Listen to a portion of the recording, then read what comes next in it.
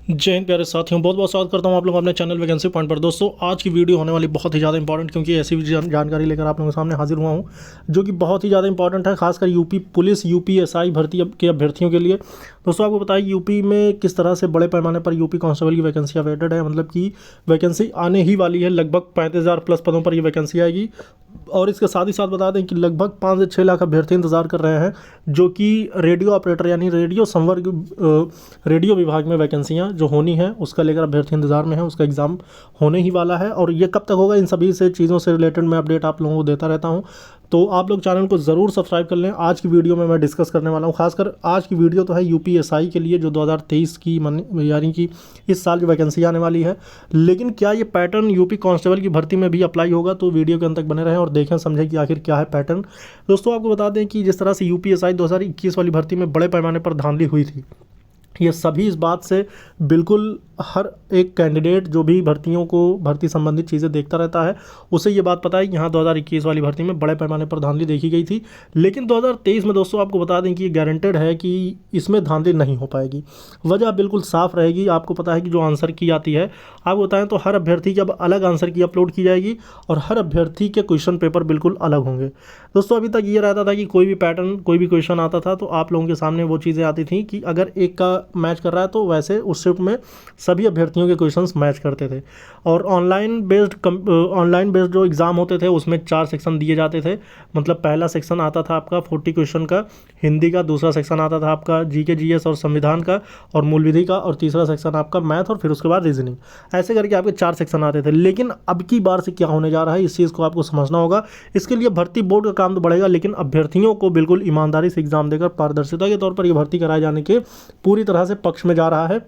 और ये बहुत बड़ी एक अपडेट है आप सभी अभ्यर्थियों के लिए, उन अभ्यर्थियों के लिए जो ईमानदारी से लगकर सालों साल मेहनत करते हैं। आपको पता है कि 2016 के बाद से 2021 में भर्ती आई थी।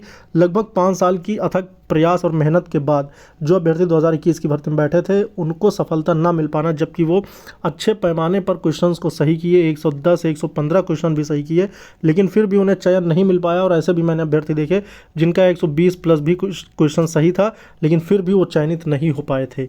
नॉर्मलाइजेशन में उनके मार्क्स कम कर दिए गए थे और वो पूरी तरह से भर्ती से बाहर हो गए। लेकिन फाइनली आपको बता दें भर्ती बोर्ड में भी बड़े परिवर्तन हो गए हैं। भर्ती बोर्ड के जो अध्यक्ष थे अभी तक, जो कि आर के विश्वकर्मा जी थे, उनको अब यूपी का डीजीपी बना दिया गया है।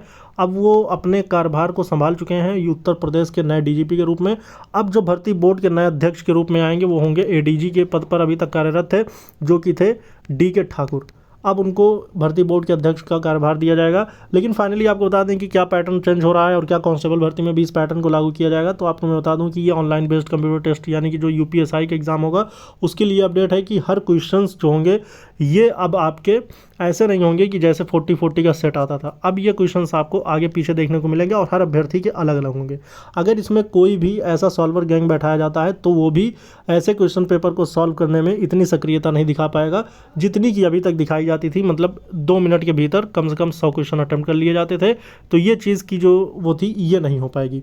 और ऐसे में एक अभ्यर्थी के लिए पूरा एक गैंग लगेगा, यानी कि पूरी सॉल्वर गैंग बैठेगी, तभी क्वेश्चन पेपर वो हल कर पाएंगे। अगर वो ऐसा करने की कोशिश करते हैं तो, लेकिन तब तक में वो पकड़े जाएंगे। और ये चीज़ 100% श्योर है कि अब धांधली होने की कोई भी गुंजाइश नहीं है। तो अब जो पैसे देकर तमाम चीज़ें थी, जो अभी तक चीज़ें सामने आ रही थी कि ऐसा है वैसा है, तमाम चीज़ें अब इस पर पूरी तरह से अंकुश लग चुका है।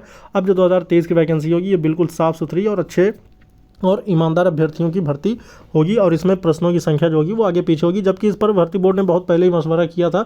लेकिन फाइनली अब इस चीज़ के लिए हरी झंडी दे दी गई है।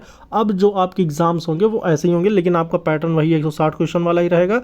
यानी कि 40-40 क्वेश्चन के सेट आपके बनेंगे चार पार्ट में, जो कि 40 हिंदी के होंगे, 40 जीके जीएस और मूल विधि संविधान के होंगे, 40 आपके रीजनिंग और 40 आपके मैथ के।